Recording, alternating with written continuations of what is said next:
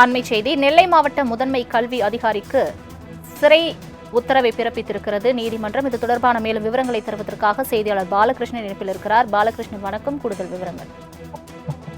வணக்கம் சலோமி. நீதிமன்ற உத்தரவை நிறைவேற்றாத பள்ளி கல்வித்துறை செயலர் மாவட்ட கல்வி அதிகாரிகள் மீது நடவடிக்கை எடுக்க உத்தரவிடக் கோரி மனு தாக்கல். நீதிமன்ற உத்தரவை முறையாக நிறைவேற்றாத மாவட்ட முதன்மை கல்வி அதிகாரி சின்ராஸுக்கு 1 வார சிறை தண்டனை மற்றும் 5,000 ரூபாய் அபராதம் விதித்து உயர்நீதிமன்ற மதுரை கிளை உத்தரவு பிறப்பித்துள்ளது. திருநெல்வேலி மாவட்டம் நாங்குநேரியைச் சேர்ந்த ஆசிரியை ஹெலினா ரோனிகா ஜெஸ்வாலி தாக்கல் செய்த மனுவில், நான் திருநெல்வேலி மாவட்டம் திசையன்விளை சமாரியா ஜெயின் ஜான்ஸ் மேல்நிலைப்பள்ளி தற்காலிக உடற்கல்வி ஆசிரியராக பணிபுரிந்து வந்தேன். இந்த பள்ளியில் ஏற்கனவே பணியாற்றி வந்த ஆசிரியர் பணியிட மாற்றம் செய்து சென்று விட்டதால் காலியாக இருந்த உடற்கல்வி பணியை எனக்கு வழங்க பள்ளி நிர்வாகம் மாவட்ட கல்வி அதிகாரிக்கு பரிந்துரை செய்தது. ஆனால் பல காரணங்களை கூறி என்னை பணி நிரந்தரம் செய்ய மாவட்ட கல்வி அதிகாரிகள் மறுத்துவிட்டனர்.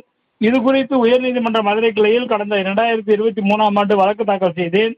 வழக்கு விசாரணை செய்த நீதிமன்றம் எனக்கு பணி நிரந்தரம் வழங்க மாவட்ட கல்வி அதிகாரிகளுக்கு உத்தரவு பிறப்பித்தது. ஆனால் உத்தரவு பிறப்பித்து இதுவரை நீதிமன்ற உத்தரவின்படி எனக்கு பணி வழங்கவில்லை. எனவே நீதிமன்ற உத்தரவை நிறைவேற்றாத பள்ளி கல்வித்துறை செயலாளர், இயக்குனர் மற்றும் மாவட்ட முதன்மை கல்வி அலுவலர் மீது நடவடிக்கை எடுக்க அவமதிப்பு நடவடிக்கை எடுக்க வேண்டும் என மனு தாக்கல் செய்திருந்தார். இந்த மனு இன்று நீதிபதி விக்டோரியா கௌரி முன்பு விசாரணைக்கு வந்தது. விசாரணை செய்த நீதிபதி, நீதிமன்ற உத்தரவு முறையாக செயல்படுத்தப்படவில்லை. எனவே திருநெல்வேலி மாவட்ட முதன்மை கல்வி அதிகாரி சின்ராஸ் மீது நீதிமன்றம் அவமதிப்பு நடவடிக்கையின் கீழ் கல்வி நாள் அதிகாரிக்கு 1 வார சிறை தண்டனையும் 5,000 ரூபாயும் அபராதம் விதித்து உத்தரவிட்டார்.